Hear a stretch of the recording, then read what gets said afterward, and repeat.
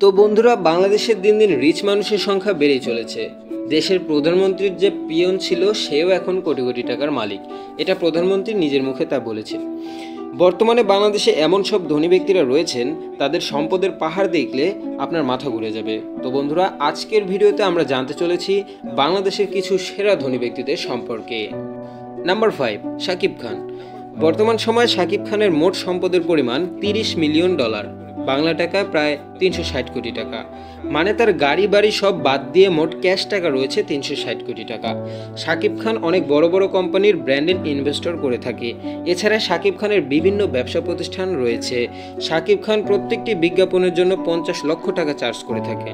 এবার সেরা ধনীর কাতারে 4 নম্বর স্থানে যিনি রয়েছেন তিনি হলেন সাকিব আল হাসান।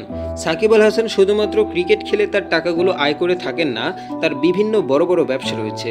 বর্তমান সময়ে তার মোট সম্পদের পরিমাণ $75 মিলিয়ন, যা বাংলা টাকায় প্রায় 900 কোটি টাকার মতো। তিনি একজন সফল ক্রিকেটার হওয়ার পাশাপাশি একজন সফল ব্যবসায়ী। যেমন তার চিংড়ি ব্যবসা রয়েছে, এর পাশাপাশি তার গরুর খামারও রয়েছে।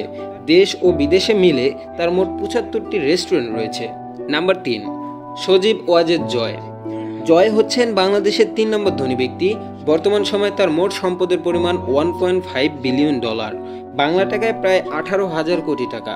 তবে তিনি এত কোটি টাকার মালিক কিভাবে হলেন, তার উদ্ঘাটন এখনও হয়নি। নাম্বার 2, তারেক রহমান। বাংলাদেশের সেরা ধনীর কাতারে 2 নম্বর স্থানে রয়েছে তারেক রহমান।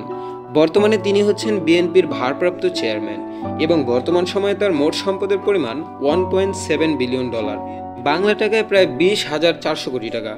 তারেক রহমান এত বিপুল পরিমাণ সম্পদের মালিক কিভাবে হলেন তা এখন পর্যন্ত জানা যায়নি। তারেক রহমান যে গাড়িগুলো ব্যবহার করে থাকে সেগুলো পৃথিবীর সবচাইতে বিলাসবহুল গাড়ি।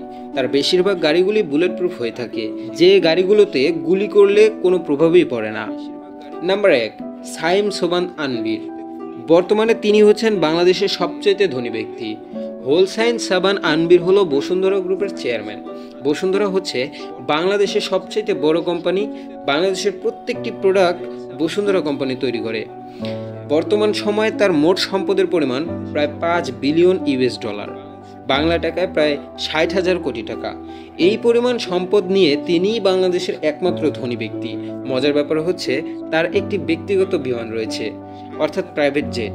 বাংলাদেশে হাতে গোনা কয়েকজন ব্যক্তি রয়েছে যার ব্যক্তিগত বিমান রয়েছে।